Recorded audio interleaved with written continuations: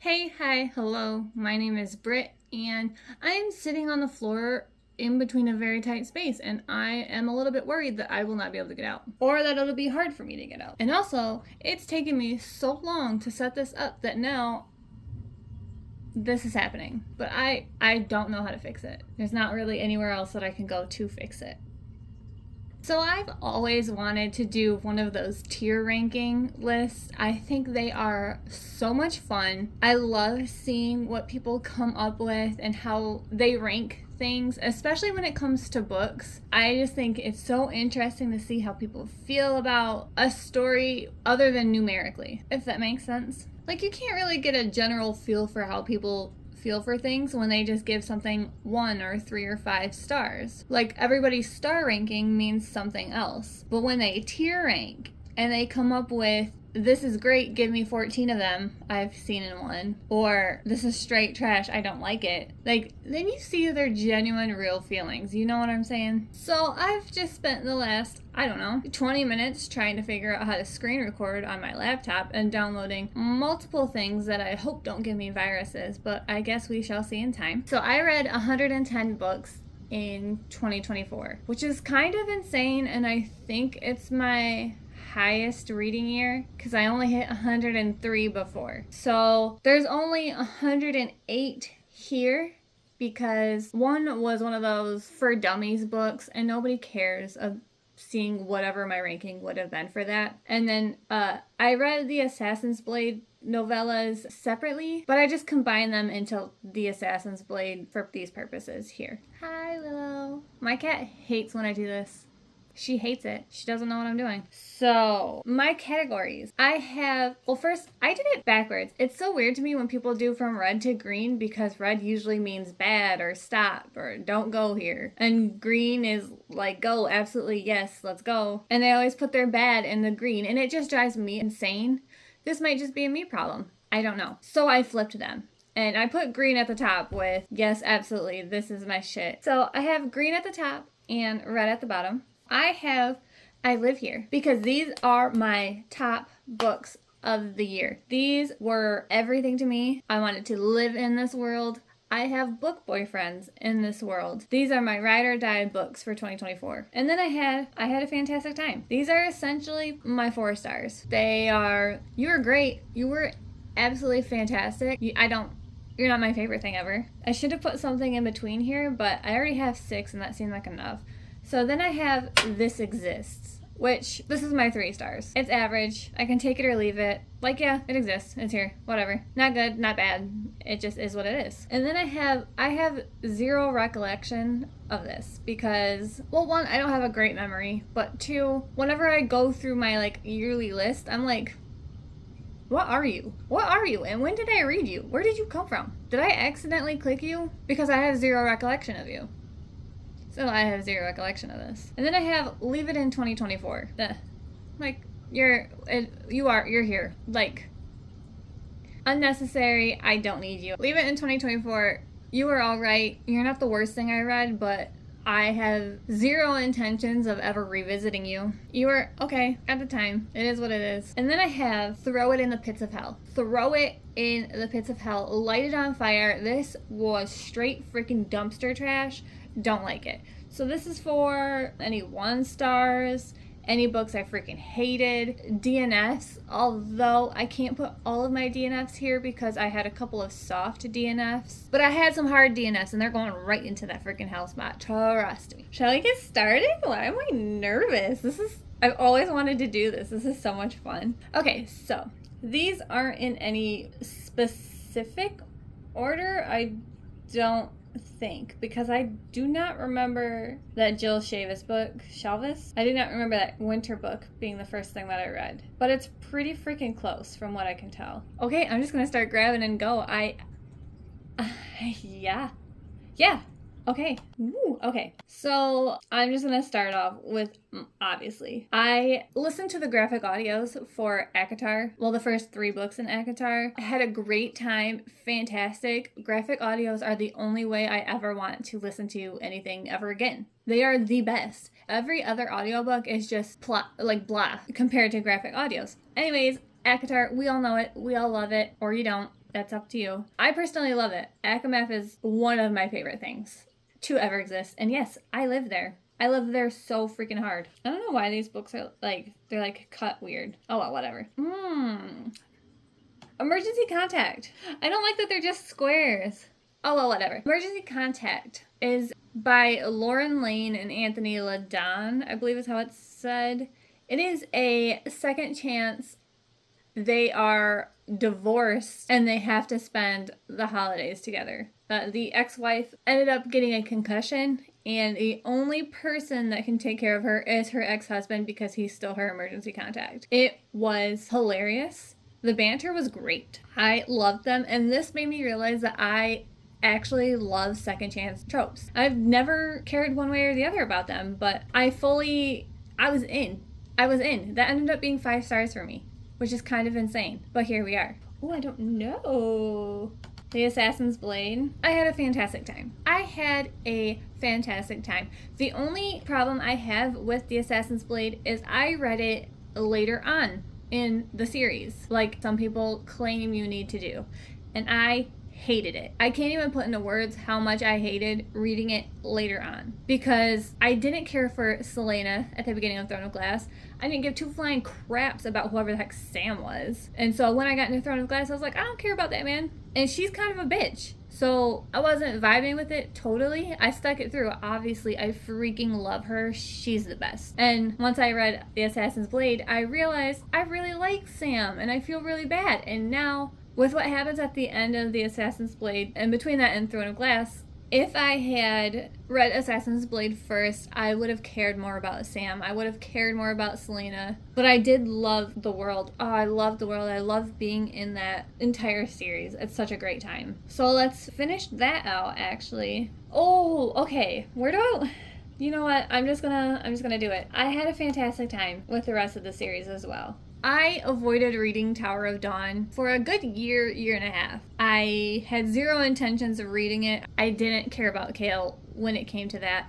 And I was not big on BookTube. I'm not on BookTok. And so I did not realize there was a tandem read. And I'm so sad and upset that I didn't get to do the tandem read. It crushes a part of my soul, but it is what it is. So I had to go back and read Tower of Dawn on its own. But I did it so I could read Kingdom of Ash. I'm glad I did it. I'm glad I met those characters before they were randomly brought in for Kingdom of Ash. I had a fantastic time. Now, if I had tandem read it with, was it Empire of Storms? Queen of Shadows? Empire of Storms. Whatever the 5th book is, if I had tandem read it with that, my mind probably would have been blown. I can't even put into words how great that probably would have been for me. And it might have been in I Live Here. But that and Kingdom of Ash, there was a lot going on, a lot of viewpoints. And I made an entire video of me reading Kingdom of Ash. It is spoilers.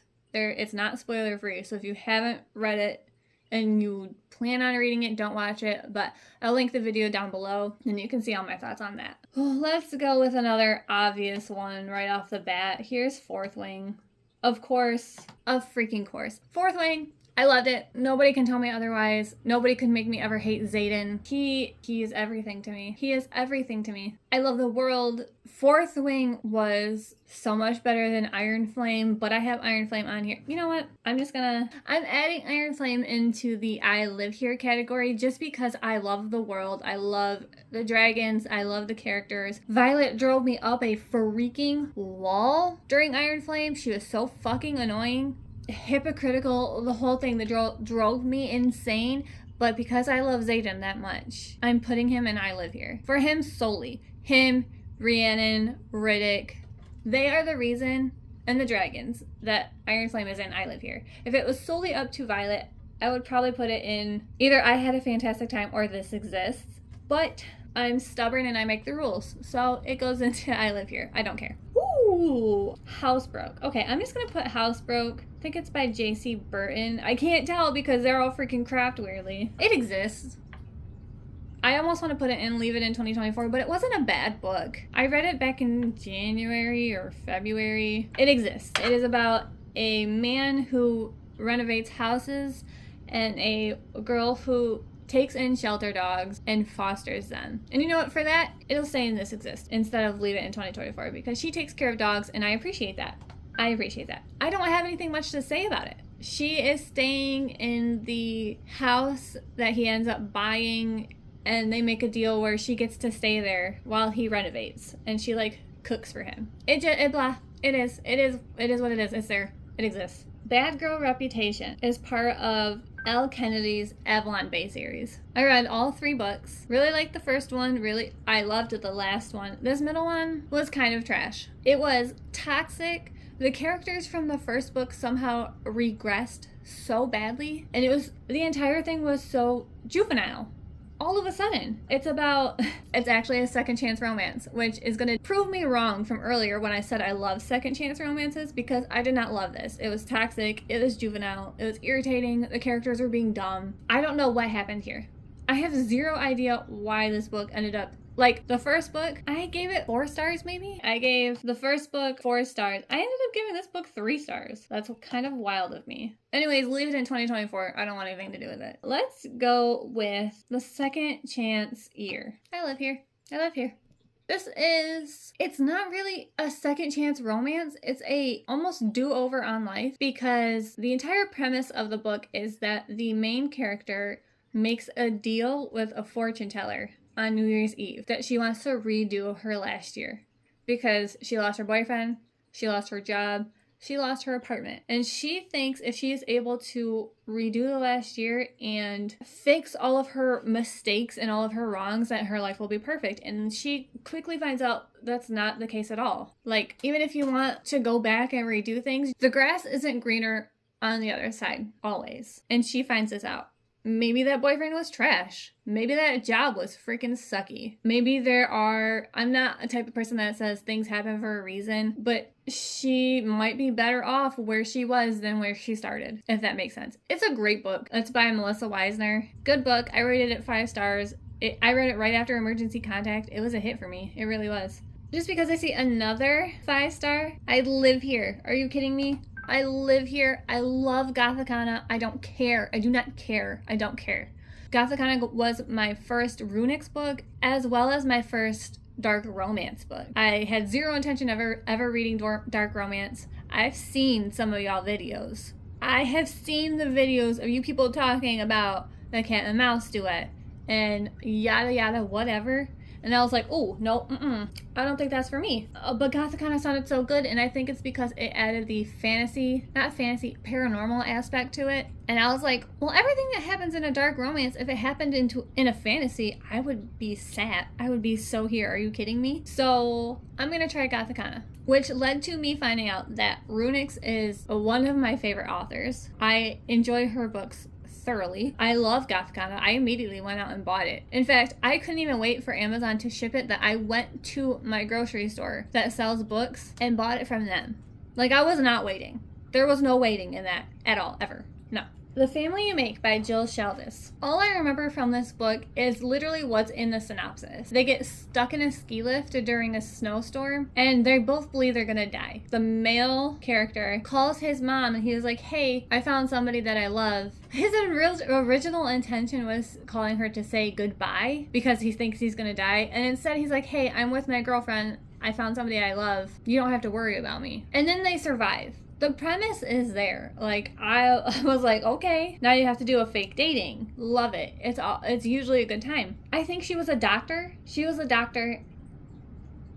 Yeah, you know, I'm just going to put this in, I have zero recollection of this, because I remember the premise from the synopsis, and that's it. Obviously, it's a romance book. They end up together. If that's a spoiler, it really shouldn't be, because standalone romances, they usually end up together, you know? Actually, you know what? I see Sweet Success by Susan Mallory, and I should have DNF'd it. You know what? Should I add a should have DNF'd column? No, because the colors are how I want them. I don't want to deal with it. I should have DNF'd this book. It was originally wrote in like 2000, 2001, and you can tell. You can freaking tell. Actually, you know what? I'm just gonna go for it. Whatever. We're throwing it in the pits of hell. I ended up skim reading the last like 30 to 40% of this book. I should have DNF'd it. I have no idea why I put myself through it. I will say, because it's not in the synopsis, and if you don't want spoilers for this, I don't know what to tell you, but there is accidental pregnancy in this, and I feel like that should be mentioned, because a lot of people don't like having that type of trope sprung on them. I am one of those people. Don't throw in a pregnancy aspect into a book without warning people that it's going to happen. And I get this book was written 25 years ago at this point, so trigger warnings, content warnings weren't really a thing, I don't think. But I had zero idea that was coming, and I was pissed off when I got there. Don't throw that pregnancy crap at me. I don't want it. The writing was kind of misogynistic. I didn't like anything about it. It happened. It happened. Then we have Fast Like a Girl. I don't know who the author is. It is a nonfiction book about intermittent fasting. So I see people who have eating disorders having a hard time with it. I don't have much to say about it. I read it because I was curious, and I did learn a lot of things. I did try intermittent fasting. Try is a strong word. I don't eat breakfast really. I've never been a breakfast person, so already I kind of fast. So I kind of just gave it a try. I'm not going to say anything more than that because we don't need to talk about it. This might be controversial, but Book Lovers by Emily Henry. It exists. It exists. I love Emily Henry's books. I am a fan of Funny Story, Happy Place, Beach Read. I love all of them. Book Lovers and People We Meet on Vacation. People We Meet on Vacation is my least favorite. I don't really like much about that book at all. And Book Lovers is right above that. I'm happy with the ending because usually, you know, big city girl goes to small town and then she all of a sudden decides that the small town life is for her. That's where I thought this was going. I'm very, very happy that's not where it went because, like, that's just where they all go. Let's do something different here. The characters were fine. That's really all I have to say about it. So yeah, that exists. Worst wingman ever. This is just a little novella by Abby Jimenez. So I'm just putting in this exists. It was great. If it was a longer story, it might have been higher. I had a great time. I'm pretty sure I gave it 5 stars. But yeah, that's pretty much all I have to say about that. It exists. I see the first 5 books in the Darkverse series. Like I said, I discovered Runix this year and dark romance. This is more mafia romance than I would say dark, but I am not an expert in this, so what do I know? The first 2 books, The Predator and The Reaper, are following Tristan and Marana. Most of the time I see people talking about Darkverse, they are obsessed with Tristan and Marana. That is their go-to couple. That's not my go-to couple. I do love them. So I'm going to put them in I Had a Fantastic Time, specifically for them. And I will be putting my king and my queen into I Live Here. I am a Dante girly through and freaking through. I made a mid-year book tag in October, which I will link below. And you can see how I feel about Dante. And I believe I quote, the walking green flag that he is. He is a 10, but he murders people type is what I said in that video, I believe. And I stand by that. He's a 10. He's a 10. That's it. That's it. I love that man. I love Dante. And Amara, oh my god, their entire story. Oh, don't even get me started. Their entire story is so sad and heartbreaking. And they both deserve so much more. Let's not talk about it. Let's not talk about it. Okay, then we have The Finisher, which is my least favorite Darkverse book. Alpha's my least favorite guy. Zephyr, I'm not sure how to say it. She's my least favorite girl. I enjoy them. I enjoy their story. I would much rather read everybody else though. Take it or leave it, and I could leave it. I was more excited to see Dante and Co. go to Alpha than I was to actually read about Alpha. That being said, The Annihilator, I had a fantastic time. I almost would want to put I Live Here, but I have a love-hate relationship with Shadow. There are some things he did that I was kind of like, I don't agree with how you handled that. Not the killing of the people. They needed to be got. It's things that he had with Luna that I was kind of just like, okay, we could have done better here, but I'm not faulting you for it. I love Shadow. Shadow's my second favorite dude somehow. I don't know how we got there. I genuinely have no idea how we got there, but we're there. So I see The Pirate Bride. Sandra Hill. I DNF'd that shit so fucking hard. I can't even put into words. That is easily the worst book I've ever been subjected to, possibly ever. Let me start from the beginning. A couple friends of mine asked if I wanted to be in a book club, and I'm like, heck yeah, let's go. Book club. I've never been in one. And then they were like, it's a Viking erotica book club, and I was just like, okay, I'll give it a try. Vikings aren't really my thing, but I'll try it out. I'm not gonna judge yet. I should have judged, because that was straight freaking trash. Misogyny, city. And I'm not even like the type of person to throw around misogyny this much. And I know I've already talked about it twice, but holy freaking crap. The book is about this island of women who are pirates. They didn't want to live under male rule, so they created their own community. Then they end up bringing these male pirates back with them, and then all of a sudden, they can't do anything for themselves, even though they've built an entire community here. They don't know how to do anything. They need the males to do everything for them. And the things that the guys say made me want to freaking... Like, I can't even put it into words. I can't even put into words how disgusting it was for me. I made that throw it in the pits of hell category specifically for that book. Throw it in the pits of hell. Burn it. Burn it. Okay, I feel slightly better.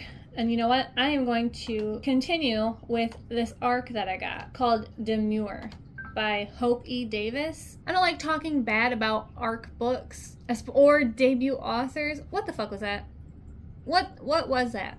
What was that? She goes to Ireland. She's going to school in Ireland and she meets a fae. She does not know he's a fae. If I didn't have such strong feelings toward this, I would have put it in I have zero recollection of this. Because I don't remember anything up to the point of me DNFing besides anger. Because this man was a cardboard cutout. He was just there. And in the worst way possible. Like, at least if you're a cardboard cutout, like, most of the time, you're just boring. And then he's staking claim on her. I can't put into words how this makes me feel. Partially because I DNF'd the book. Because it was so freaking bad. But I don't want to bash on this author. I don't want to bash on this book. So that's all I'm going to say about that. I see something, and this might be controversial. Oh, this is going to be controversial. I kind of want to put Just for the Summer here.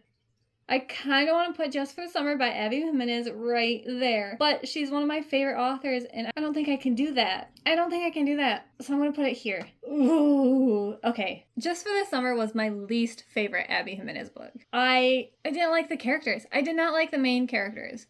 In fact, I liked the side characters more than I liked the main characters. If you like the side characters more than you like the actual two people the book is about, there's an issue. I think part of it is I could relate to the female main character maybe a little bit too much, and maybe that gave me a bad taste towards her and the entire story. It's entirely possible because I know people love this book, and I just don't understand why. I don't understand why. And I feel bad about that, but I have zero intention of ever talking about that book again. It's kind of where I'm at. It's kind of wild.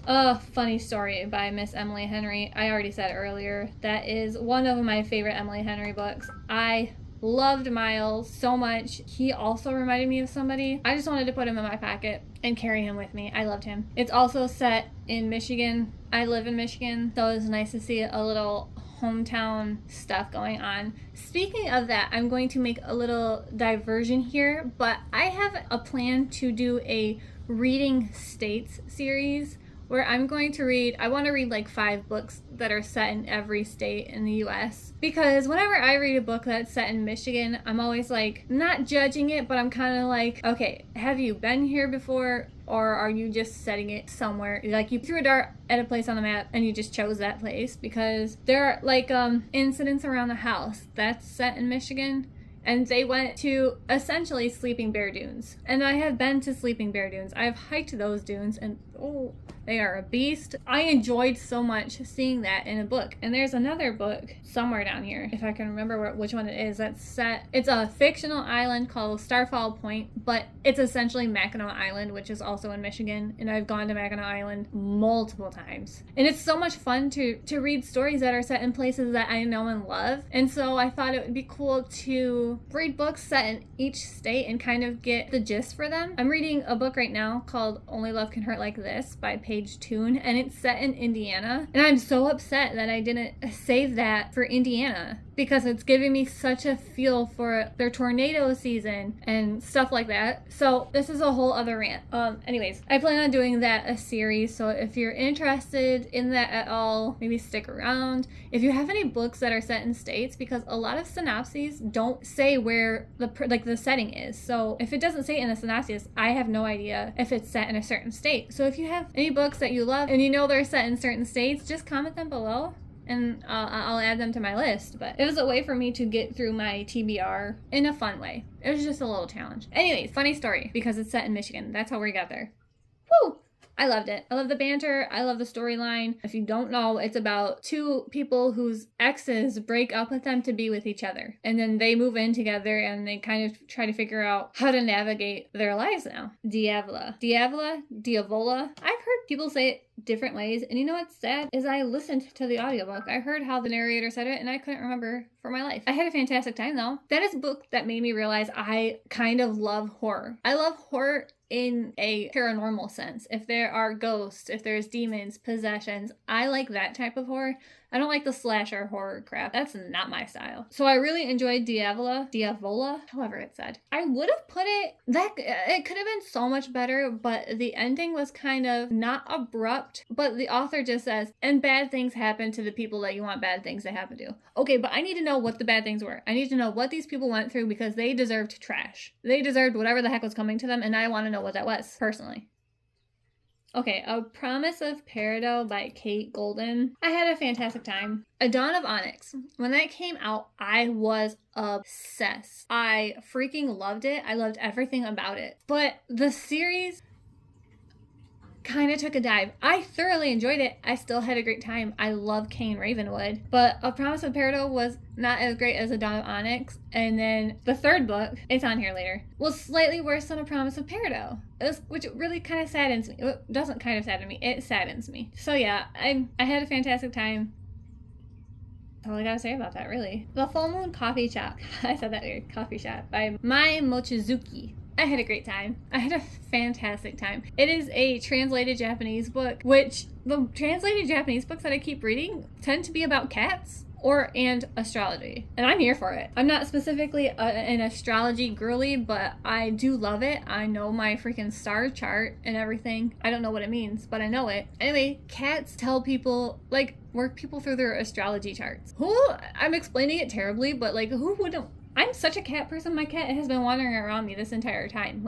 I loved it. It was a fantastic time. It was a great time. Okay, I see Elle Kennedy's Off-Campus series here. Only issue is I don't fully remember whose was what. The score, the mistake, and the goal.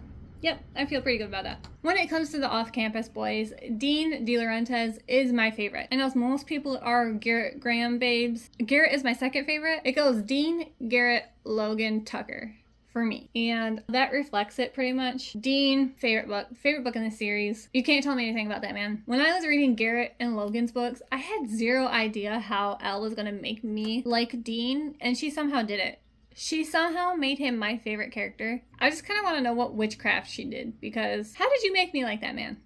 How on earth did you make me like this man? I need it broke down. Logan and Grace were great. They were cute. That's pretty much it. I had a fantastic time reading them. Again, he was I really liked Logan, but he just wasn't as strong as Garrett and Dean were, but he was way better than Tucker. I liked Tucker in everybody else's books, but he just became such a simp. He was an instant simp, and instant love, instant lust, the whole thing. I don't really like Sabrina. There is a pregnancy there. It wasn't thrown on me. It's in the synopsis, so I did that to myself. Yeah, that's pretty much all I gotta say about that. No, don't really know what else to say about that. Wish You Were Here? I have zero recollection of that. That was by J. Lynn Carr. That was another arc I received. It was an extended edition, and I do remember that I felt it was a good thing she made an extended edition, because there was still so much that felt like it was left out of it. There could have been so much more to that book. And if that's the extended edition, because the author already went through and added more from the first time the book was published, then I don't even want to know what that first book looked like. I can't really say much else about it. I don't remember. I have zero recollection about it. Brutal Prince. I'm going to put Brutal Prince by Sophie Lark in This Exists. I read the first 3. I want to say that one's probably my least favorite, just because I don't know what it is about this series, but we go from seething hate to overwhelming love in this snap of a finger. In a literal, one page, they freaking hate each other's guts, and the next thing you know, you flip the page and they're so madly in love with each other, and I'm just kind of no, I need more here. I don't know what we're doing here. I don't like that. That's not it for me. That's not working for me. I see this leadership book right here. I'm just gonna put it in This Exists. It's a nonfiction book that I had to read for one of my grad classes. And I don't want to say one way or the other. It's a good book if you are into leadership and you want to read books about leadership. That's a great book for you. I put it there because that book was freaking massive and I read it from cover to cover. So it deserves to be there. I don't care. I do not care. Oh, let's go back to Elle Kennedy with the Briar U series. We've got The Chase. It exists. I don't know if it's because I read so many in a row, but I was just kind of like, I wasn't interested in it. I wasn't hooked. The story was just kind of happening. I didn't care for it as much as I cared for the Off-Campus series, and that kind of made me really sad. So I don't even know if I'm going to finish the Briar U series or take a longer break because I still have zero desire to go back and read them. It didn't hook me as easily as Garrett did, which is kind of sad because the male character, padded up, tall, like I was here for it. As soon as they described him, I was like, okay, all right, I'm here. You know, The Legacy. This was a cutie little, essentially 5 novellas put together, revolving around the 4 off-campus couples. And it was really nice to go back and see where everybody's at after college. But it was just nice to go back into that world and get full closure from it. Is it necessary to read? No. If you're curious about how their lives are after college, then yeah, it adds to the story. If you're not, then it doesn't. The Summer Girl. This was the 3rd book in the Avalon Bay series by Elle Kennedy that I was talking about earlier. I gave it 5 stars. I loved Tate. He's a great book boyfriend, and if you had asked me earlier in the year if I was going to love him and consider him a book boyfriend, I probably would have said yes, but it's been so long now that I don't fully remember the story. I just remember loving him. He was great. I had a great time. That was my favorite of the Avalon Bay series. The Good Life. Ooh, we got a double row. The Good Life is another nonfiction book that I also read for that grad class that I read the leadership book for. It is a longitudinal study by Harvard. They started talking to these kids back in like 1930s maybe, and it follows their lives, their kids' lives, their grandkids' lives at this point. They're with people from birth to death, and it's just kind of trying to find what makes people happy, like what keeps people going, what makes them healthy throughout life. So if you're interested in that at all, I do recommend people read it. So Attica Lane by Bryn Asher. Do I think it needs to be thrown into the pits of hell? Not necessarily, but I did DNF the book because it was trash. It was trash. And also I'm going to add Off Limits by J.A. Lowe. With it, I read both of these books because of Instagram ads. They made it sound so much better than they actually were, and Off Limits is actually, essentially, it's a fan fiction. It is a published fan fiction, because everything, if you ever read a fan fiction and how they are so off the wall, batshit insane sometimes, that's what you get from Off Limits. And it's funny, I actually said that on Goodreads, and I saw multiple people adding it to their TBR, and I'm just like, I feel you. I understand. It's not good. It was highly entertaining. I read it really freaking quickly because it was like watching a car crash, a train wreck. I'm just like, what are we doing? But I can't look away, you know? Attica Lane was giving similar vibes. I couldn't do 2 in a row. I DNF'd it. I could not do it again. I couldn't do it again. Absolutely not. What do I want to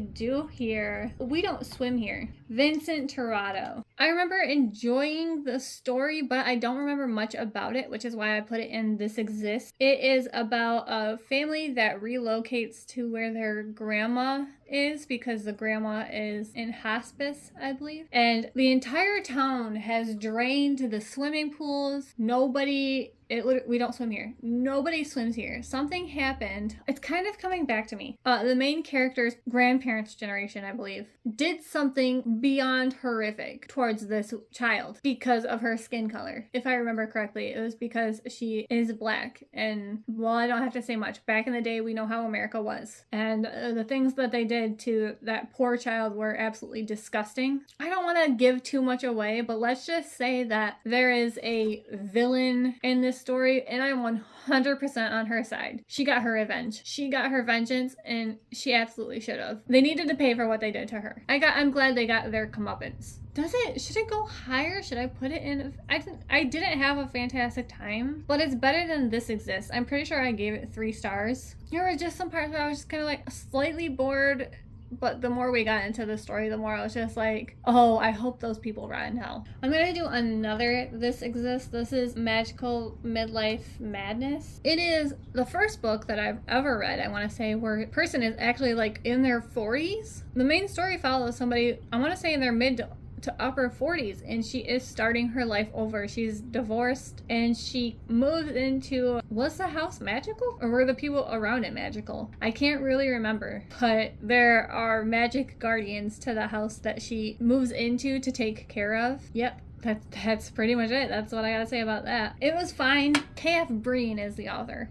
I can't remember if I added the second book. There are like 9 books in the series and I have never heard about it, so I kind of think that's what it tells you, everything. It's okay. I almost want to say I have zero recollection of this, but I remember battles and magical creatures. I just don't want to give anything away. The Ghost of Marlowe House, it sounded interesting. It sounded way more interesting than it actually was.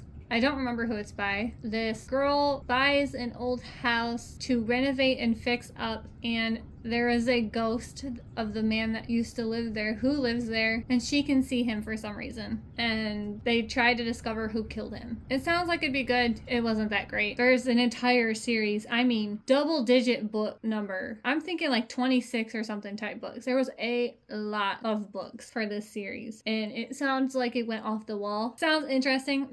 No, I want to say maybe I'll continue. I won't be, so I will be leaving that in 2024. The Treasured Ones, I loved it. I had a fantastic time. I cannot wait until the second book comes out. I haven't seen really anybody talk about this. So from what I remember, there is the human world and then there is the Fae world, and the Fae world started kind of taking over the human world. So there are places on Earth where there's kind of like an invisible barrier, and once you cross that barrier, you are now in this Fae world. And so the main character is sent there because she has these special abilities. Kids who were born after these worlds started colliding started developing special abilities. And so there's something wrong with her magic that she has, and she has to go over into this Fae world to try and figure out what this sickness is that she has and how she can get better from it. I'm doing a horrible job of explaining it. I just remember really enjoying the book. I gave it 5 stars.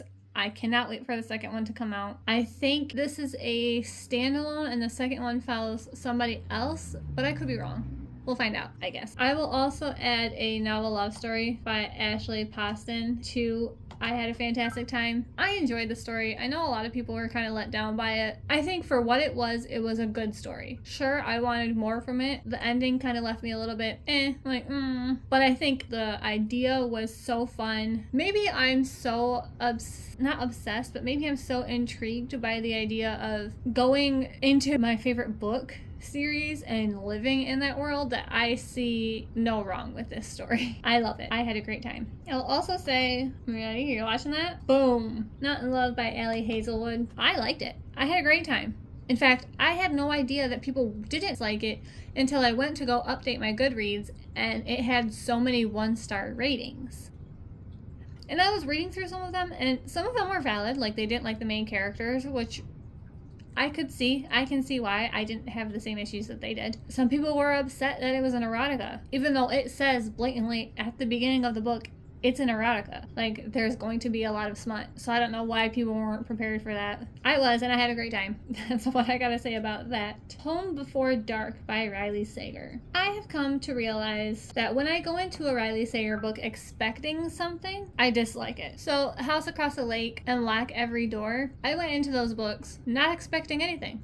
The first book that I read from him was House Across the Lake, so I had no idea even remotely what was going to happen, and I thoroughly enjoyed that book. And then I read The Only One Left, and I was expecting something from it, and I didn't have that great of a time. And then I read Home Before Dark, and I was expecting something from it, because it is a haunted house story, essentially. I didn't have that great of a time. So then, Lock Every Door is right there, so I'll put this here. Where do I want to put this, though? Because did I have a fantastic time? It's in between I Had a Fantastic Time and This Exists, but I'm going to put it with This Exists. I went and I realized I can't go into a Riley Sager book and expect something from him. So I went in blindly to Lock Every Door, and maybe I did have a good time. Do I want to put in I Had a Fantastic Time?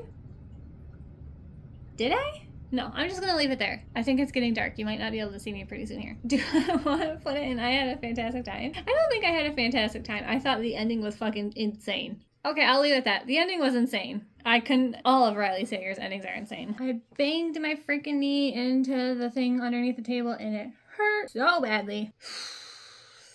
I feel like I almost want to put this entire top row into This Exists. Playing the Witch card, I'm going to leave it in 2024. I don't remember who the author is. I do remember that a mom and daughter go back to the mom's hometown, and she's trying to keep her daughter away from magic because they're witches. And the leader of the local coven there is trying to steal their magic. I'm pretty sure it was 3 stars. I'm pretty sure there's a second book.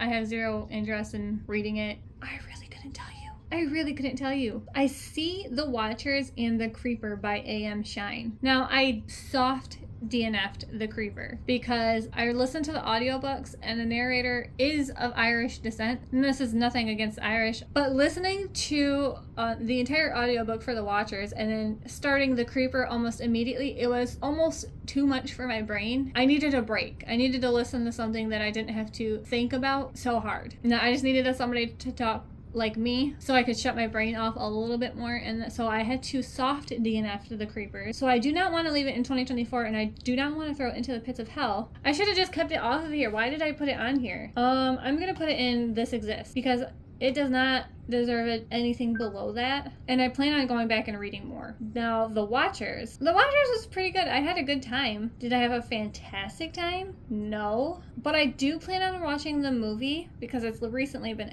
adapted. I don't know. It recently came out as a movie, and there is a second book that I do plan on reading. So I guess I'm just gonna add it to I had a fantastic time. I think I gave it 4 stars, maybe 3 or 4 stars. I don't know. This For a Living thing, I have zero recollection of that. Now, I do have some recollection of it, but if I can't remember what the title is without seeing it, then I don't have a recollection of it, do I?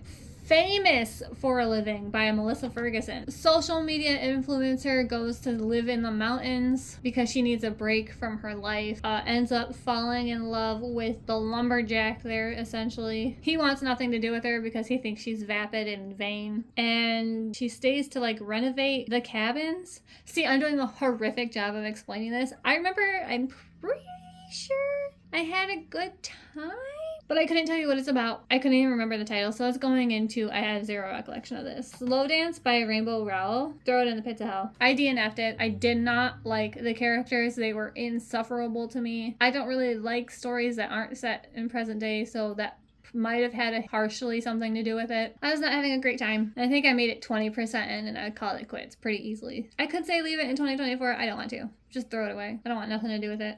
Beautiful Grays by L.J. Shen. I thought I was going to enjoy it so much more than I did. When I first started reading the book, I was kind of hooked because I read it right after Darkverse series, and Beautiful Grays is a very gritty book.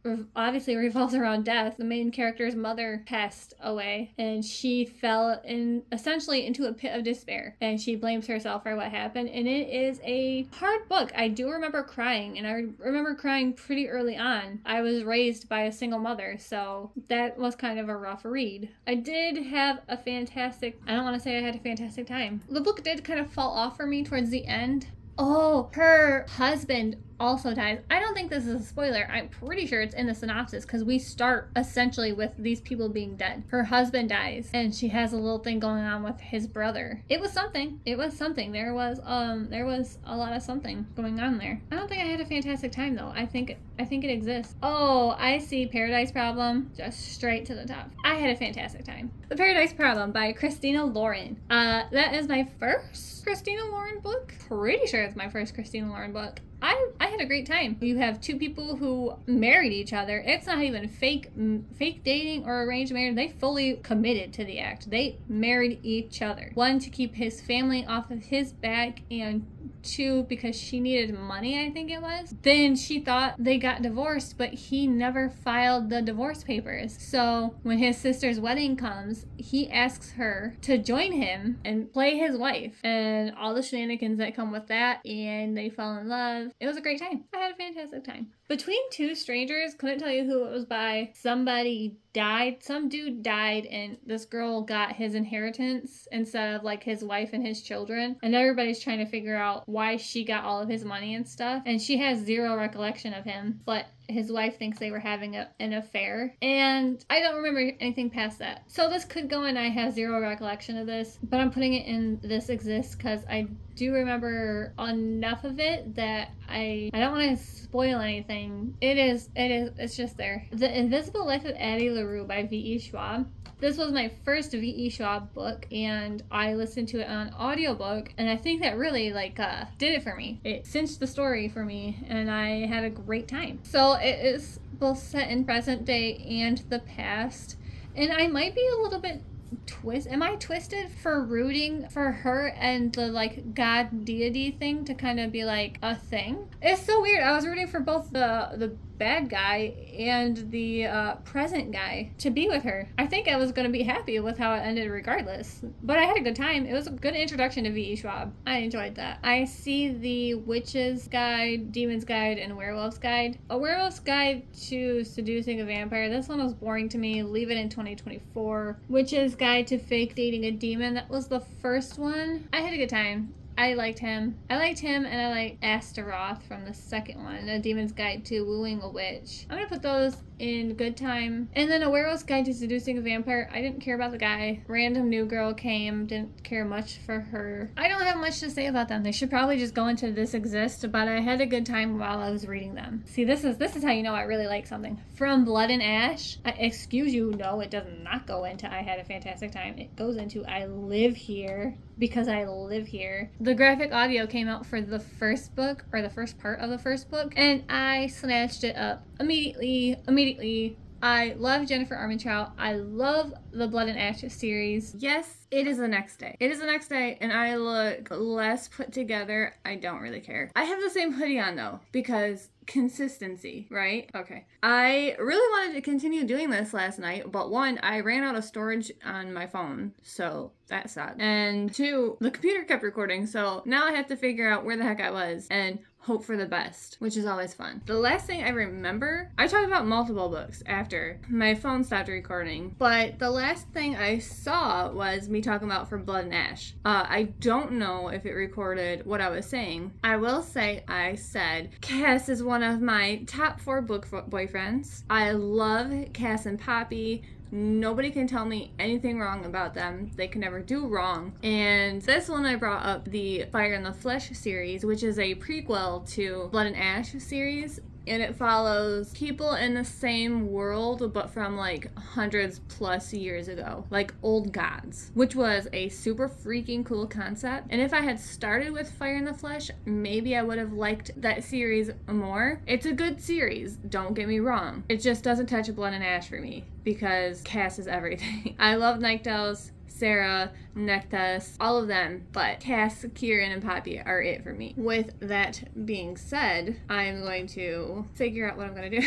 I'm going to add the series into I Had a Fantastic Time. So Shadow in the Ember, Fire in the Flesh, Light in the Flame. I accidentally put Born of Blood and Ash into I Live Here because I thought it was from the Blood and Ash series. It's not. It's the Fine on the Fire in the Flesh series. So I'm going to put that back down there. I also talked about A Reign of Rose, or the Sacred Stones trilogy, A Dawn of Onyx, A Promise of Peridot, and A Reign of Rose earlier. I put A Promise of Peridot and I Had a Fantastic Time, and I will also be putting A Reign of Rose and I Had a Fantastic Time. If A Dawn of Onyx would have been on here, that would have been in I Live Here. That was the best one in the entire series. I think I said it yesterday, but again, the series went pew. And I'm not saying in a bad way. I was just A Dawn of Onyx was up here for me, and I was kind of hoping that the series would go pew, It went this way instead of this way. I was hoping for a different outcome for that. Hi, my baby. She's coming to investigate again. Can you see her? Probably gonna jump on this table here. Can you see her? Oh, she's so cute. I see Ghost Eaters here by Clay McLeod Chapman. Throw it in the pits of hell. I hard DNF'd this in October. I did not like the characters. They were insufferable. I did not like the writing. It was not my style, to put it nicely. The book is about a group of friends, and one of them takes a substance that allows him to see ghosts, apparently. And I believe he ends up himself. If he doesn't, he gets... Can I say that without... He might off himself, or he gets gets whatever. So then his friends take that same substance in hopes to see him. I don't know what happens. I only read the first, maybe 20%. I usually give about 20% to a book before I kind of peace out. So that's what I did there. Let's keep it in the October books. I also read The September House, and I'm gonna leave it in 2024. I was hoping for so much more from that book. My entire October was, I want to read spooky books, I want to read horror books, give me the ghosts and demons. Not that that's any different than what I usually read. I love the horror books. Well, not horror books. I love paranormal horror.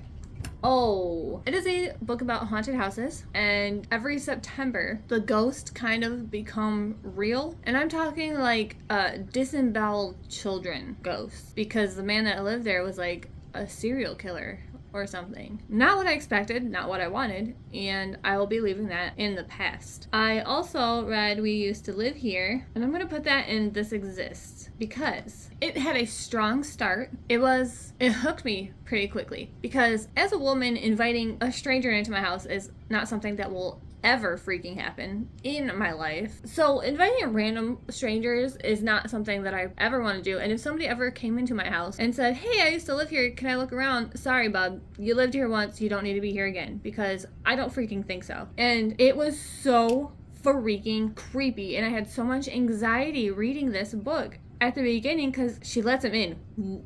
No, they keep staying.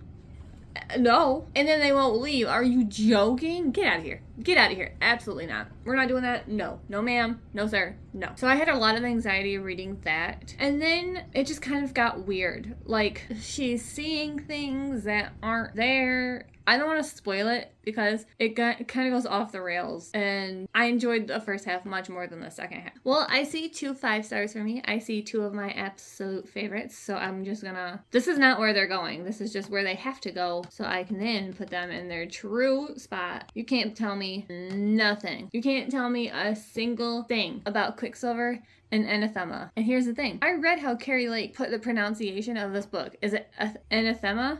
Anathema? Can't remember for the life of me. But anyways, Quicksilver is Fae and Alchemy Book 1 by Callie Hart. The world starts off where the female main character lives in the slums that are controlled by the kingdom. And I mean like the disease-ridden slums. Bad. Like the worst of the worst. She gets transported into a Fae world and she has to work around that, I guess. Anyways, Kingfisher is perfect. I love him. I don't care. I can't wait to see how that series goes. I cannot wait for book 2. I would love to see more of Kingfisher and Ceres. They're great. Anathema. I can't believe I should have re-looked up how to say it. It's gonna drive me insane now. Anathema.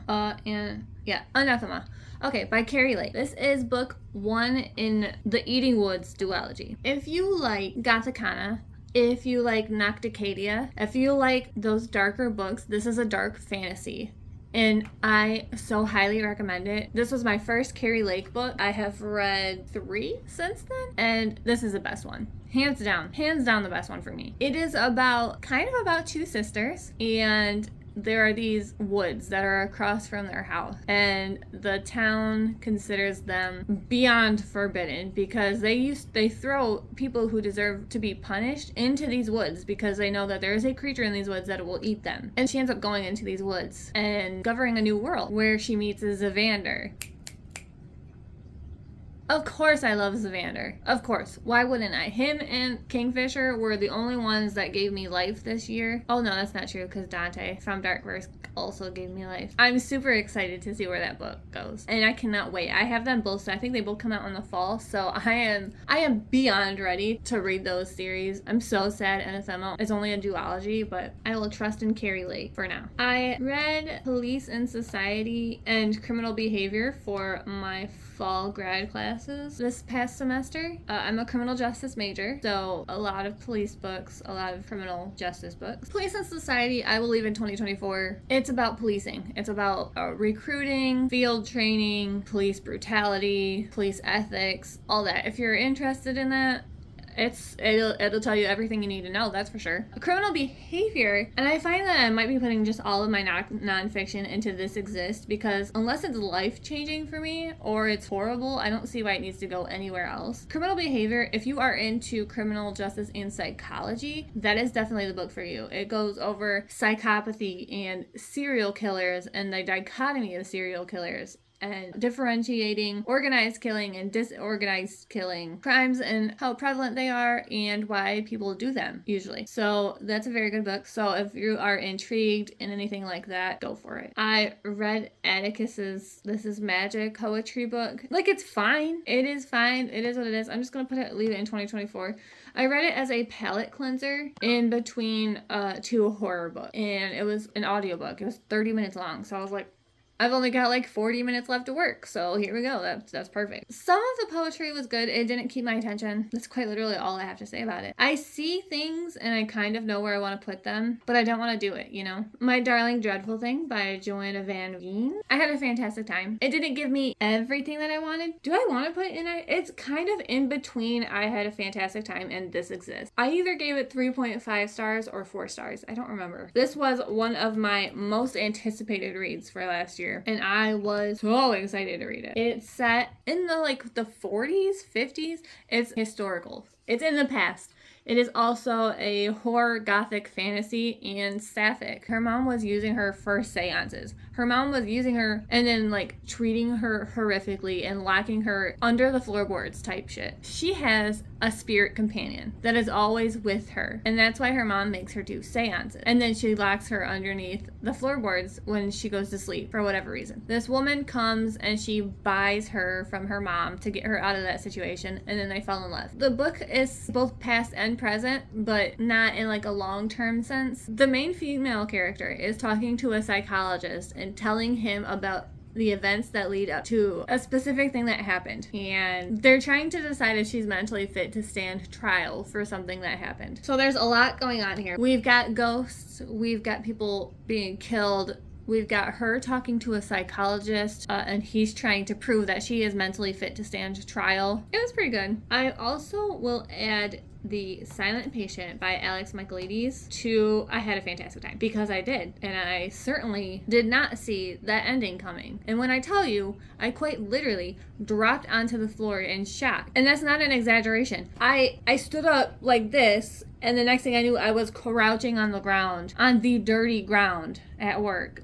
What the freak just happened? There's no way. There's no way. So The Silent Patient is about a psychologist. Again, there is this patient who refuses to speak. Nobody has heard her speak since her husband died, and everybody believes she is the one that killed him. And so this psychologist is trying to get her to speak, to get the story to come out. Huge twist in the end. The whole time, I had a great time.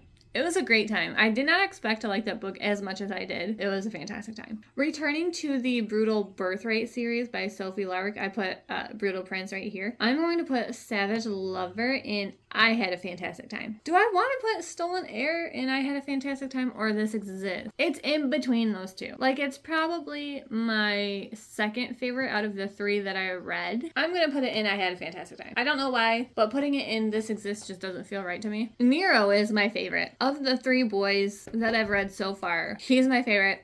That story was my favorite. I loved the girl in the book. Okay, I was so obsessed with the Darkverse series and that Mafia romance that I was looking for more Mafia, because I didn't expect Mafia to be that good. Quite frankly, I didn't think I was going to absolutely love any Mafia stories for some reason. So after I finished the Darkverse, was waiting for book 6 to come out, I wanted more. And I read I read the first 3 in the Brutal Birthright series because they were Mafia. I would say it's Mafia light, Mafia adjacent, because they are Mafia family, some of them, but it's not actual Mafia things are happening. It's mostly focused on the romance story between the 2 main characters, and then sometimes they'll be oh, someone just shot up this person over here, and you're oh yeah, they are Mafia, aren't they? You forget, because it's not prevalent, I will say. The House at Watch Hill, I wanted more.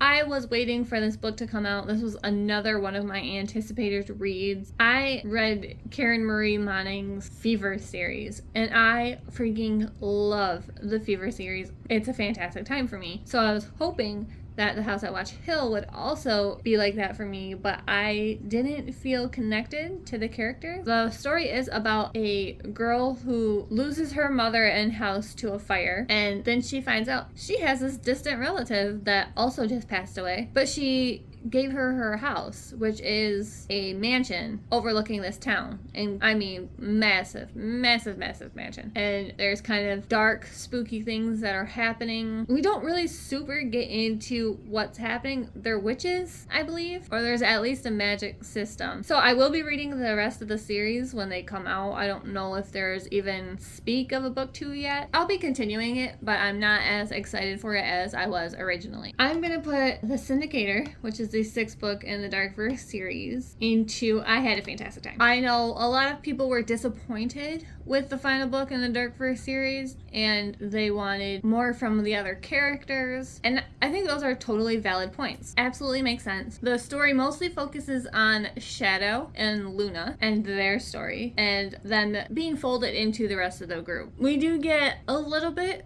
of the rest of the couples, but it seems kind of like rushed. The whole book seemed very rushed, and I know Runix was going through things at some point, like we all do. And so if she was happy with the story, then that's what it is. That's her story. I am a Shadow and Dante girly, so I was pretty happy with the story. I liked where it went. I liked the amount of time. I did not like that Tristan essentially never grew as a human being. He had absolutely zero growth. And in fact, it almost seems like he hates Morana at times. And I wanted Tristan to become not a better human being, because again, they are mafia, but I wanted him to at least have some emotional growth and be able to tell the woman that he loves that he loved her. Maybe. Like, he was so set. Whatever.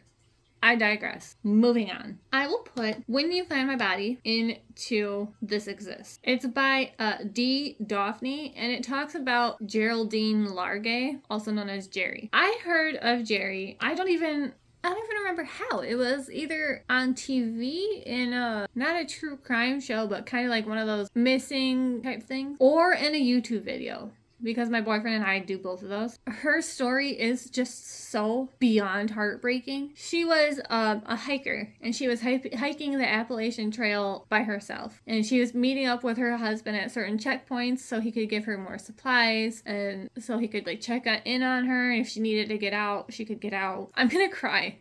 She ended up getting lost. She got turned around in the woods when she stepped off the trail to go to the bathroom, and thus started a massive search for this older lady. She was, I want to say, in her 70s, maybe? It doesn't say, but she was an older lady. And they searched for her for 2 years. They had military people looking for her, Navy personnel who were looking for her. And it was the largest lost person search in the history of Maine, and they never found her. They did find her later on after a few years, and it's so heartbreaking because she had been alive for like up to a month and she was writing letters. Okay, I have slightly got myself together, kind of. She had wrote letters to her husband and her children or child, I can't remember how many she had, once she realized that she was not going to make it. And that has to be the hardest fucking thing you can do. I'm not going to talk about it anymore because apparently I'm not going to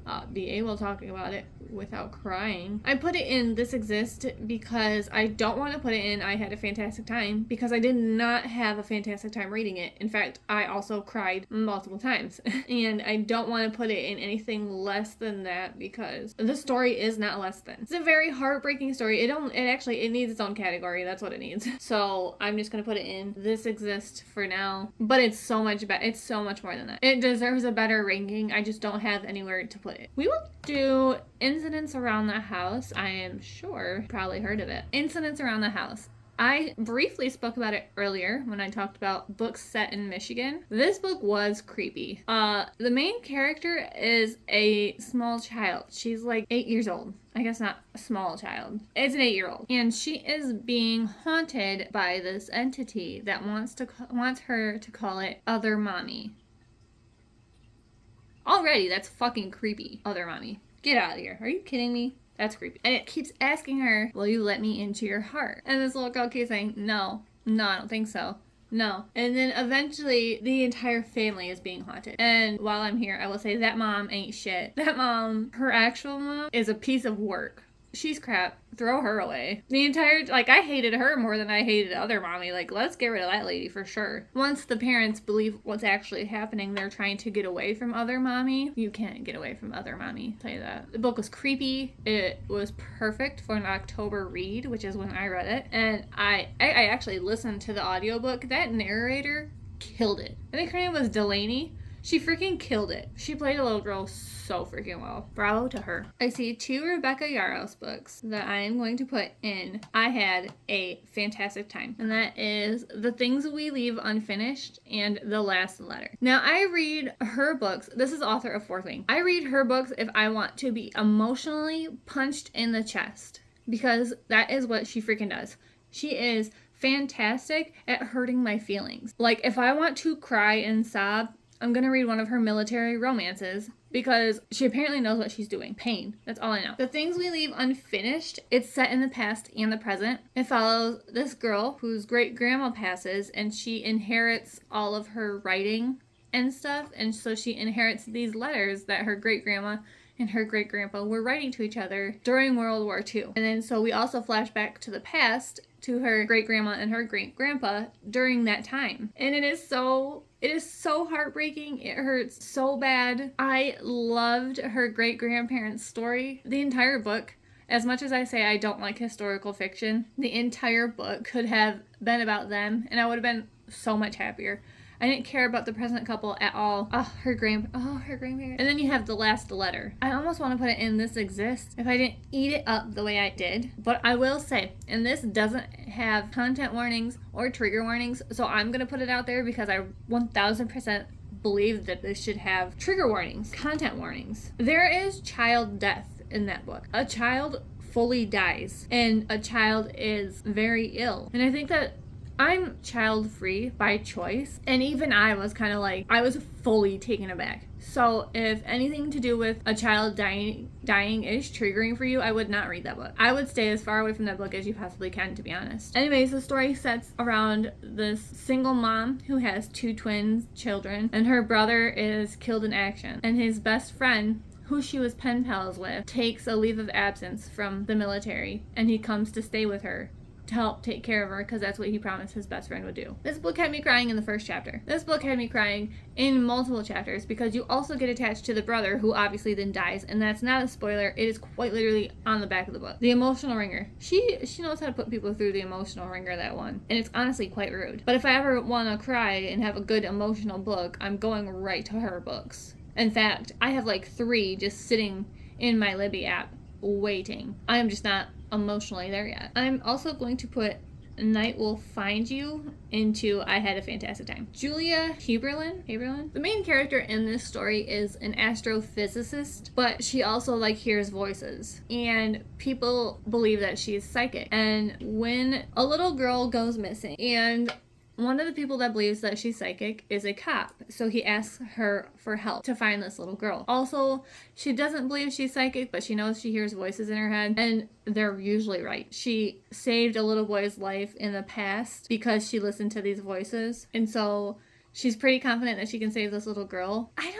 can't really talk much about it. It almost should be in, I have zero recollection of this, but I had a fantastic time. I was rooting for a romance between her and one of the detectives. It's a psychological thriller. It was a good time. I had a good time, but I don't have much to say about it, so I feel like it doesn't earn that spot, but I'm putting it there anyways because I don't care. It's my tier ranking, damn it. I'm going to put them where I want. I'm going to put Visions of Flesh and Blood, which is a compendium for the Fire in the Flesh and Blood and Ash series, into This Exists. I really only read it as a refresher. Well, one, because I read Blood and Ash before I read Fire in the Flesh, I was confused in the later books because it was explained during Fire in the Flesh series. So I kind of read the compendium one as a refresher because the final book is coming out this summer, I want to say June or July, and 2, so I can put everything in the proper order in my head, because I was able to keep up, but I was also kind of struggling with some of the concepts. I'm like, what is happening here? But now that I read Fire in the Flesh, it makes a lot more sense. Everything clicked into place. So I was kind of hoping that would give me a refresher before I read the final book. It really just gives you immense background on every single character possible and was so repetitive. So if you read the series, if you're comfortable with where it's at and you know what's happening, I don't think you need to read it. It's kind of a waste of time. But if you're like me and you read them backwards and you're kind of confused, or you're just obsessed with the world and you want to go back and read more, that would be for you. Holly Jolly Ever After. Throw it on the pizza hell. Yep, that feels like a right decision. I read Christmas holiday books for the first time ever because I don't tend to read seasonal books except for around Halloween time. But again, I will read those books all year round. I do not read Christmas books. I do not read holiday books. And I thought for this December, hey, let's switch it up and read 4 of them apparently. It was kind of a waste of time. I don't know why I bothered. None of them were really that good. And that includes Holly Jolly Ever After. Now, it's in the synopsis, so I don't know what I was expecting. I don't know why I was expecting something different. They're shooting a sexy, smutty movie for an after dark hours TV channel. Like Hallmark, but after dark. A horrible time. I had a horrible time. And I don't know why I thought otherwise. There's also accidental pregnancy. Again, I was blindsided with that because I don't remember that being in the synopsis either. These two, I want to say one was in a boy band back in the day, and she was kind of like the purity goody good girl who like all the religious people looked up to. Like, do you remember, I don't know if you remember, but when all the Disney Channel stars when we were younger, like teenagers, were all wearing the purity rings? She was that, essentially. She was that when they were teenagers. And then her entire career blew up because there were pictures of her drunk and like passed out, which wasn't the case, that he took and put online. And then they come together 20 some years later to make this sexy movie. I thought it was going to be better than it was. I was like, okay, we've got kind of an enemies to lovers situation because he blew up her entire career. Essentially, no enemies to lovers here. They were they weren't lovers to even more lovers somehow. I will be leaving the Santa Suit by Mary Kay Andrews in 2024. This was the 3rd holiday book that I read, and it was a cute, easy read. Actually, it was an audiobook that I listened to, and it was only like 5 hours long. The main character buys this old house in this town, and she finds a Santa suit in the closet, and everybody's like, oh, that's the past owner's Santa suit. He would go around and pretend to be Santa every Christmas. And she finds a note in the pocket of the Santa suit from this girl. And the note says, I want you to bring my dad back. And so she goes on this hunt to find this girl to find out if the girl ever got her dad back and what happened with them. I don't think my first thought would be, if I find a Santa suit with a note in the pocket, I'm gonna find this person. In fact, I would just throw it away. I know I would. Season schemings. It's definitely in the bottom 3. I can't decide if I want to throw it in the pits of hell or leave it in 2024. And that's because I have zero recollection of it. So I just remember not liking it. Okay, even reading the review that I put out, I have zero recollection of the story. So it's gonna go into I have zero recollection. But I apparently gave it 3 stars. I said I wish I would have read it instead, like physically read it instead of listened to the audiobook. I got a lot of icks from the way the narrators were saying things. I didn't like the mom. I thought the female main character tolerated way more bullshit than she should have. So I'm going to say I have zero recollection of this. Usually when I read my reviews, I can at least remember something. I don't remember anything from that besides not liking it. Shudder. I remember at the moment in time, I had a fantastic time with it. I'm going to put it in I had a fantastic time. This book by Ramona Emerson is about a woman whose job is to take pictures of crime scenes. Why have I never read a book about this before? Because 1, that is beyond fascinating to me. But maybe it's the criminal justice major in me. I don't know. All I read was that, and I was like, absolutely, I want to read this book. Not only does she take pictures of crime scenes, she can see the people who just died.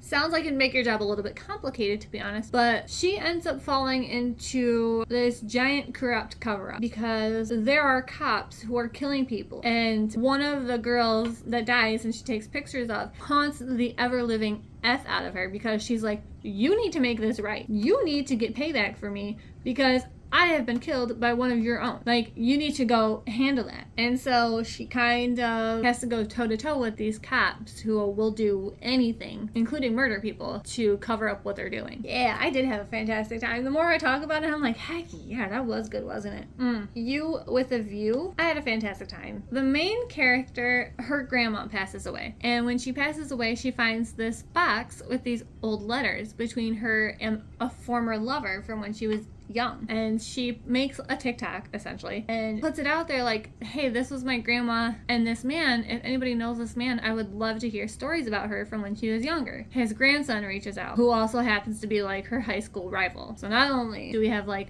rivals to lovers, we've got a past and present future situation again. Maybe I like that. Is it dawning on me right now that I like that kind of story? She meets up with his grandpa and they exchange stories, and she finds out that her grandma and this man were going to elope and go on a honeymoon together. And so she decides, in a way to feel closer to her grandma, that she's going to go on this honeymoon trip, and she invites the grandpa. Well, the grandpa asks to go, or she invites him, I don't remember. And then the son comes along, and of course they fall in love, and she gets to like feel connected with her grandma. And I just love that so much, because I had somebody, my close person like her, pass away in the middle of 23, and if I had found a trip that she had planned to go on, I would 100% follow through with that trip. I wouldn't find this guy that she was with at some point. I don't care about that. I have plenty of stories of my own about that crazy old lady, and so do my family, so that's what keeps her alive for me. But I understood. I completely understood. I am going to put Will My Cat Eat My Eyeballs into This Exists. Again, this is a nonfiction book, so again, most of my nonfiction are right there in This Exists, unless they impacted me, good or bad. That book talks about morbid questions that kids ask, because kids don't have filters. And they're like, hey, what happens to us when we die? What happens to our bones when we die? How are we cremated? It's a whole bunch of questions surrounding death and stuff. Like, the first question is, will my cat eat my eyeballs? I have a cat, which, by the way, you have full permission to eat my eyeballs if I die. Just so we're clear. You can eat whatever you want, okay? You need to live. People, get weirded out and grossed by that. I love my cat more than anything. I want her to survive more than I care about my body remaining intact if I'm already dead. That might just be me. Anyways, I put it in This Exists because I don't feel one way or the other about it. Cool to listen to if you like morbid things. We have The Starlight Witch, Kim Richardson. So I thought the cover looked cool, and it came up in my audiobook app, so I was like, well, I'll listen to a little witchy book right now. I'm in the mood, I guess. It wasn't good. Oh my god, I gave it 1 star. Dang! I remember not liking it. I just didn't know it was that much. Actually, you know what? The characters were lame. I didn't get connected to any of the friend group that she falls into. She was very boring. I did not like her at all, actually. I put, this book is just bad. I'm actually confused by all of the high ratings. So that tells you something. So the book follows this woman who's in her 40s, and it starts off with her husband cheating on her. And she leaves him and goes to stay at this hotel to work as a paranormal investigator. She is a witch, so she investigates paranormal crimes. And in this paranormal hotel that she moves into, people are being killed and demons are being let in. I'm like, yo, that sounds kind of good. We got an older main character, we have witches, we've got paranormal, sounds right up my alley. No. The way the main character talks, I can only describe as what 15-year-olds think 30-year-olds talk like, or how 30-year-olds act, because it's not realistic in any sense of the word. This seems like it was written by somebody younger who thinks this is what it's like to be older. The main character was just so juvenile. She was juvenile. The entire thing was juvenile. All the characters cared about was having sex with each other. There are people being murdered down the hallway, and she is like, look at that man's butt. Except not his butt, Out of pocket. Out of pocket. And I thought that this book was actually written a long time ago, and it was just, maybe it got a rebranded cover and that's why it popped up. No, the book was wrote in 2022. It was just bad. It was so bad. I'm gonna make a change, because the more I think about it, and the fact that I just saw that it was a 1-star rating, I'm gonna throw it in the pits of hell. Throw it away, get rid of the key, throw the key away, whatever. I'm kind of tired. Throw it up and lock it up and throw away the key. I was gonna get there eventually. I also read Cats People. This was an arc that I got by Tanya Guerrero. A fantastic time. Are you kidding me? Okay, so the story has about 6 different POVs.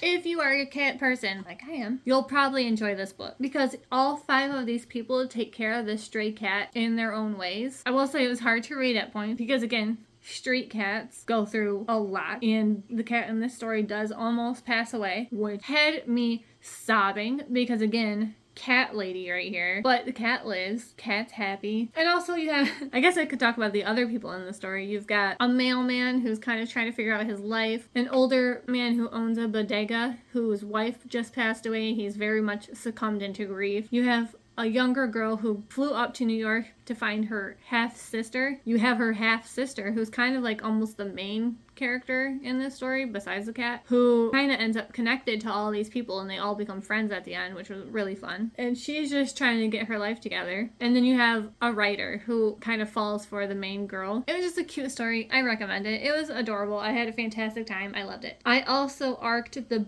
Bane Witch. See, this is one of those situations where I feel like it needs to go in between I had a fantastic time and this exists. I'm gonna put in I had a fantastic time. I will be reading the second book when it comes out. They are essentially death witches. They can consume poison, and their entire goal in life is to take out trash men. So killers, people who sexually assault other people, people who do horrific things to children.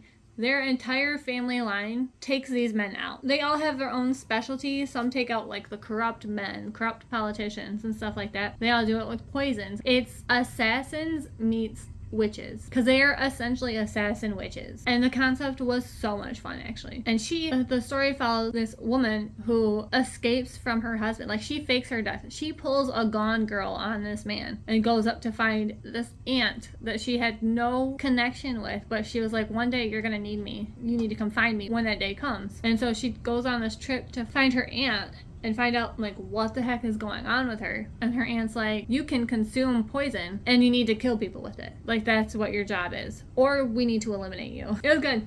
It's good. I recommend that book actually. I had a fantastic time. See, there are things that I know I want to do. I just don't want to do them, and I don't want to explain it yet, you know? Nocticadia by Kari Lake. As much as I wanted to say I had a fantastic time, I didn't have that fantastic of a time. And I hoped for so much more because, again, I loved Anathema so much. But this was more like dark academia. It was pretty freaking dark, actually. This girl gets to go to this university to study the disease that her mom died from. But it's not really a disease. She can see the things that killed her mom. I don't want to spoil it. I don't want to give it away. She gets accepted into Nocticadia University so she can study this illness that killed her mom. And she ends up kind of falling for her professor. So it is student teacher, but he's not like super old or anything. He's just like slightly older than her. So it's student teacher, but not in like a super creepy way and not in an illegal way, which is also very important. And he is already studying this illness. And so she asks to become his like teaching assistant. People are trying to stop them. People are trying to hurt them. It's kind of a giant big conspiracy. And there are people who are willing to do anything to keep what happened to her mom a secret. Gritty, raw, morbid, so on and so forth. I had an okay time. It just didn't fully click with me. I enjoyed it. That being said, there is a novella called Phobia that follows the female main character's younger sister and the male main character's twin brother, which sounds incestuous in some way. Let's just throw it in the pits of hell. Let's just throw it into the pits of hell.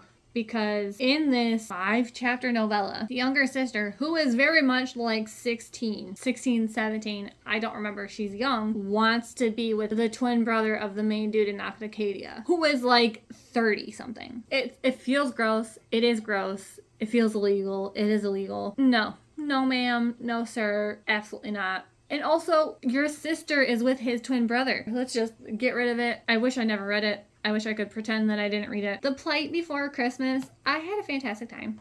This was the best Christmas read that I had by far. I read it really quick. The story is about this family that goes to their grandparents' cabin for the holidays to be together, and the main character's brother brings her ex along, but they don't realize that he's her ex somehow. So you have these shenanigans of her and her ex, forced proximity, enemies to lovers because she hates this man. She hates this man. So for forced proximity, enemies to lovers, it's a holiday book. If you're into that, you might like this book. He is essentially trying to apologize for what he did to her when they were in college, but he realizes that he still loves her, that he still wants to be with her. yada yada. She does her best to avoid him at all costs, and then she slowly lets him in. The family kind of connives, like her mom is definitely on his side, her dad likes him, the nephew likes him, and so they're kind of like, hey, like, you know, wink wink nudge nudge, kind of give him a second chance maybe. So it's also second chance now that I just realized that. Fun. It was a fun time. I'm gonna do something. Phantasma. Okay, let's talk about the elephant in the room, because I've seen a lot of people love Phantasma, which is great. Let's get more dark fantasy books out there. I love it. I don't know what it was about this book. I wanted so much more. This was the book that closed out my 2024. So the premise of the story, I don't even know when this book was set, because sometimes they spoke modernly and sometimes they acted like they were in the like 1800s. I'm like, what is this story set? I don't know. So they are in New Orleans. It's these two sisters. Their mom just recently passed away, and one of the sisters, the oldest sister, inherits her powers of being able to see ghosts and become a necromancer like her mother was. They find out that they're about to lose the house because her mom wasn't up to date on the payments. And the younger sister decides she's going to enter this deadly game called Phantasma, where these devils have this mansion called Phantasma that they portal around the world, I guess, and you can compete. Like 100 people can compete in this game every time, and you have to go through the 9 circles of hell. So it is Dante's Inferno, but make it a game. And the older sister realizes that the younger sister entered this game, so she enters the game as well, so she can like get her younger sister to get the hell out of the game. Because once you're inside, you can forfeit or surrender to Phantasma, and you get to leave scot-free, but during those trials you can't leave unless you make a deal with the devil. You're going to die. So a lot of people get killed in this book. I love Dante's Inferno, and I was so excited to see what the author did for each circle of hell, but they were kind of just boring. I just feel like more could have been done hell-wise. The only one that really fit what I would have said was Lust. Lust was the most interesting circle of hell that they did. Wrath was boring. What else did they do? Did they do Gluttony, Sloth? And like, I expected more. I think the circles of hell could have been done so much better. On top of that, during the game, when you're not in the trials, she teams up with this phantom. When the trials aren't going on, there are still hauntings. Like your deepest, darkest nightmares are still happening during waking and sleeping hours. And she makes this deal with this phantom, and he's like, I'll help you through the trials, and I will keep the hauntings away from you, but you need to help me find this key so I can get out of here, because he is trapped within Phantasma. The main character, Ophelia, irked the ever-living crap out of me, because she's falling in love with her phantom, but yet she's gonna turn around and allow this other devil to do things with her. You just got mad at this man because he said he wanted space. Or she wanted space. One of them wanted space, and she turns around and allows his greatest enemy, essentially, to do things with her sexually. 1, you nasty. 2, you gave me the biggest ick because you are upset that this man will not stay with you, so you're gonna go screw around with this other guy? Girl, get it together. She's for the streets or whatever. Like, absolutely not. And also, there was just a lot of assumptions in this book. Like, I'm gonna find my sister. Like, they have to stay locked in their wings until level 7, and then they can see all the rest of the contestants throughout the house. And she just assumes that her sister's gonna be alive till level 7, where like 3/4 of the people that are in her wing alone are already gone. She just assumed that her sister went even into the game because she found newspaper clippings in her diary. Like, I don't know. Whatever this is, Appetite for Innocence. Oh, now that I'm thinking about it, it's starting to come to me. That is about this man who kidnaps these young girls and holds them in his basement and breaks them in because he's a disgusting human being. And some of the girls fight back and escape, and some don't want to escape because they like the main guy. Okay, so I do have recollection of this. I didn't enjoy it though, so the more I think about it, it's actually gonna go into leave it in 2024, which is Get Stuff Done. It exists. Yo, I do not remember. Like, I know what I do know about what I'm seeing here. I didn't hate any of these books, and I also didn't love any of these books. So they are either in I Had a Fantastic Time or This Exists, or I have zero recollection of this. I do remember, let me talk about which is Get Stuff Done, since I already put it in there. If this is what I think it is, Molly Harper, this is Starfall Point. This is Starfall Point. Okay. This is one of the other books that I was talking about earlier that's set in Michigan. It's set on a fictional Mackinac Island, essentially, called Starfall Point. She finds out she's a witch. She again inherits this house from her great aunt or something when she passes away, and she forms her own little coven. And inside this house you have ghosts and haunted objects that she has to either contain or help them move on. It was alright. The Match and the Cheat Sheet, both by Sarah Adams. I adore Sarah Adams. I love her writing. Her writing's so fun and easy. And I do remember the cheat sheet was about these two who were best friends since high school. And it's friends to lovers, which is not usually my thing. He plays football and he's kind of trying to win her over, if I remember correctly. I almost have zero recollection of this, but I did have a fantastic time. And then The Match is about this woman who has a service animal, and she also runs or is a part of this. I don't think they're a company. I think they're a nonprofit or something that matches people who need support animals to the animals, and they train the animals and everything. So the female main character, I don't know the medical term. I don't remember the medical term. I'm not going to sit there and say it. She has seizures. So she has her service animal that will alert her to one of that's going to happen. Like the animal gets her water when she needs it, kind of gets her medicine. And so the male character, his daughter, is starting to have seizures. And she's like, I really want a dog. And he's like, well, we can talk about it. And the entire story is about the main female character comes to the male character's house to help build a relationship between the little girl and the dog. And the more time she spends helping the girl train the dog, the more time she spends with the dad. And then they fell in love. So it's single dad. There's cute little doggies. Like, you can't go wrong. You really can't. I'm going to put both the cheat sheet and The Match into I had a fantastic time. Maybe I'm biased. Maybe I just really like Sarah Adams. I don't care. I had a fantastic time.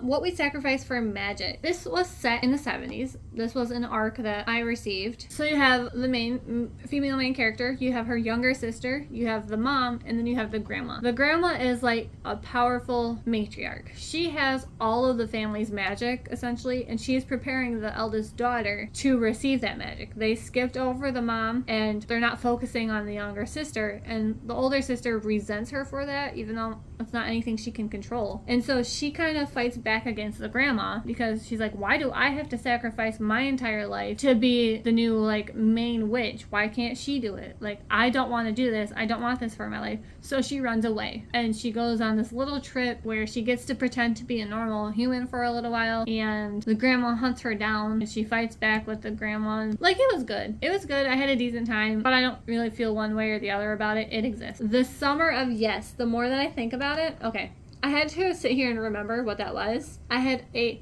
fantastic time. Courtney Walsh. The main character has a near-death experience, and while she's in the hospital, her roommate is this famous, on top of the world CEO lady, and she's like trying to ask her questions about like her life and everything, and the lady's like, don't talk to me. I'm not having this. Don't talk to me. I'm in the hospital. I don't want you running your mouth the whole time. She decides while she's in the hospital that she's wasting her life away. She's not happy with her job, and she wants so much more. So then she has the Summer of Yes, where she just says yes to everything. And she kind of talks/forces this older businesswoman to join her on her Summer of Yes somehow. Because this older lady is dying. She has a sickness. And she's like, do this. Like, let's forget your regrets. Let's go do everything that we've ever wanted to do. She also finds out that the businesswoman had a husband and a son that she's no longer in contact with because she was so obsessed with her work that she lost those relationships. And this main character is like, let's get you those relationships back. You deserve to have time with your family before you go, right? And she ends up falling for the lady's son. None of this is a spoiler. It's all in the back. I checked. It was good. I had a fantastic time. That leaves me with The Love Wager and The Stranger Upstairs. And I gotta be honest, I don't remember anything about either of them. The Love Wager, if I'm remembering correctly. Okay, maybe I didn't have as good of a time as I thought I did, the more I think about it. So The Love Wager by Lynn Painter. She hooks up with this guy and then realizes that she needs to get her life together. So she's going to join this dating app, and she ends up being matched with the guy that she just hooked up with. They realize that they are not it for each other. They are not compatible. So they're going to wingman each other. They're going to go on dates on this app at the same restaurant, and if the date is bad, they're going to give each other a signal like, hey, let's get out of here and go get tacos. And so they do this multiple times, and to the point where they make a bet on who's gonna find the right one first. And she needs a date to a wedding, and so they go and they fake date. There's forced proximity, fake dating. I don't know if Lynn Painter is for me specifically, but the characters irritated me. I do remember that. I liked the banner between the two main characters, but the end, there was this miscommunication trope at the end of the story that made me want to freaking lose my ever-loving mind. These two did not know how to speak to each other. They did not know how to communicate like adults. Oh, it drove me insane. Oh, I'm mad that I remember now. Oh, it was so good up until that point. Because I remember I was like, oh, is this bordering on 5 stars? And that miscommunication trope drove it straight down to 3 stars for me. I'm going to put that in This Exists. Because if I don't, I would put it in Leave It in 2024. You know what? I almost want to put it in Leave It in 2024. I'm going to. Because this is my tier ranking. Who's going to stop me? You. And that leaves me with The Stranger Upstairs. I am very much a mood reader. So I remember vibes and feelings more than anything. Fun fact, I have zero recollection of this. I should put it in, I have zero recollection of this, but apparently, according to my review that I just looked at, I hated this, and I almost DNF'd it. So does it deserve I have zero recollection of this? Or should I put it in something lower? Wild. I thought I remembered liking that too. That's insane. What was this about? I don't like the unreliable narrator, apparently. Oh, that's right. So the main character is a social media influencer, and she buys this house to renovate it for content. And this house has a horrifying past. Like, there was a murder-suicide here, and the town wants it torn down. So you have people messing with her in the town because they want her gone so they can tear this building down and forget that anything bad ever happened there. And she's also convinced that there's something in the house trying to kill her. So it's like horror. You can't tell if it's paranormal, if it's actual people trying to mess with her and run her out of town. Now that I remember, because no ma'am, it was just bad. And that's my tier ranking list. I finally fucking did this. And lastly, I'm trying to do this quick because it's dark in here. So lastly, these are my I Live Here books. These are book boyfriends. I see Reese, I see Xaden, I see Cass, Zavander, Kingfisher, love them. Dante, my king. Miles from Funny Story, love him. Dean. And then I just enjoyed the other two. I live there. I for sure live there. That is my house. Okay, that's it for me. I think I just said this. I've always wanted to do one of these. They are so much fun. I hope you enjoyed this. If you stuck around to the end, thank you so much. I appreciate you so much. If you didn't, then you're not here, I guess, so I don't have to say anything for you. I'm pretty happy with this list. I hope to read even more this year, or an equivalent amount. And then I will be doing this again because I did have a lot of fun. I hope I can just do it in one sitting next time though. I talked about it earlier where I'm going to do the Reading States series. So again, if you have any book recommendations set in a certain state that you think I could read or should read, comment them below. If you want to stick around and go on that journey with me, that'd be super fun. That's all I gotta say. Thank you so much for watching this. Thank you for visiting my channel. I hope we all have a fantastic 2025. I'm super excited about this year. I hope it's amazing for everybody. And yeah, have a good one.